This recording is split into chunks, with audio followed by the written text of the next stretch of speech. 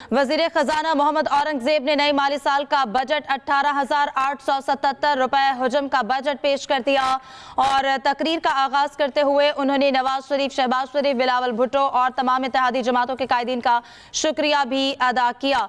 Budget में tax वसूलियों का हदफ 13,000 अरब रुपए रखा गया है, जिसमें तरक्याती बजट 1,500 अरब है। शरह नमू का हदफ 3.6 रखा गया है। 9,775 अरब रुपए सूद की अदायगी में जाएंगे। तो 2024-25 का ये बजट पेश किया गया है। आपको बताएं कि महंगाई मौजूदा हुकूमत की तवज्जो का मरकज है। महंगाई मई में कम होकर 12% के करीब आ गई।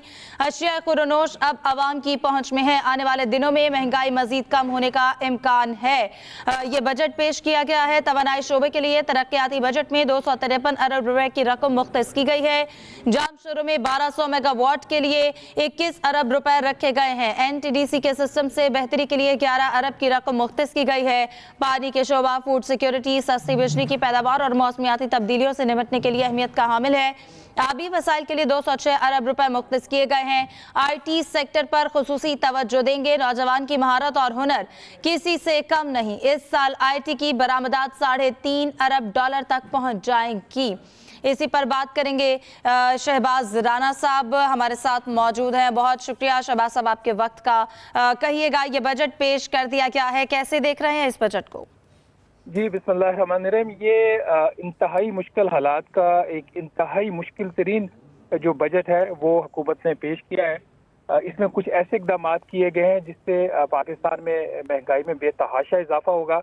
हुकूमत ने जहाँ पे कुछ अच्छे इकदाम किए हैं, जिसमें स्टॉक मार्केट के ऊपर जो टैक्स थे उसकी शरह में इजाफा किया गया जो पहले बहुत ही कम था। वहाँ पे इन्होंने जो रियल एस्टेट सेक्टर है उसके ऊपर भी जो टैक्सेस थे, उसके जो कैपिटल गेन्स टैक्स, उसके रेट को बढ़ाया, जो कि अच्छी चीज़ है।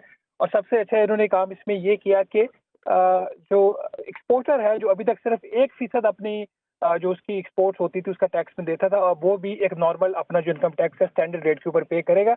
ये 2-3 तो उनके अच्छे इकदाम हैं जिससे उन्होंने कोशिश की है कि माशरे की जो कुछ मुकद्दस गायें हैं उनके ऊपर टैक्स लगाया जाए। लेकिन इसके साथ ही कुछ ऐसे इकदाम भी किए गए हैं जिससे जो सैलरीड और नॉन सैलरीड बिजनेस इंडिविजुअल्स हैं उनके ऊपर टैक्सों का बोझ बहुत ज़्यादा बढ़ जाएगा, और जिससे उनकी होम टेक जो इनकम होगी, आमदन होगी, उसमें बेतहाशा कमी होने जा रही है।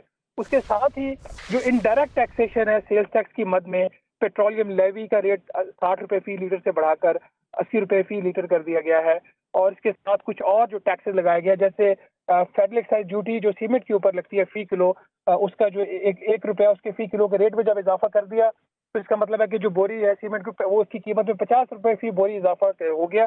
इस किस्म के बेतहाशा इकदाम आपको इस बजट में नजर आएंगे, जिसकी वजह से महंगाई में बेतहाशा इजाफा होगा।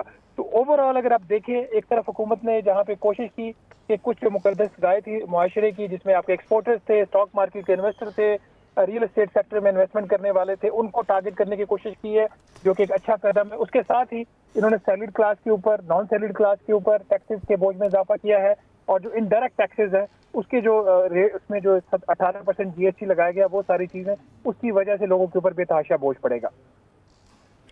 आपको क्या लगता है, जिससे अब कहा जा रहा था एक्सपोर्ट के हवाले से और जो अहदाफ को अब रखा गया है इस बजट में, आपको क्या लगता है ये जो अहदाफ सेट किए गए हैं पिछले बजट को देखते हुए, क्या ये अचीवेबल है? देखिए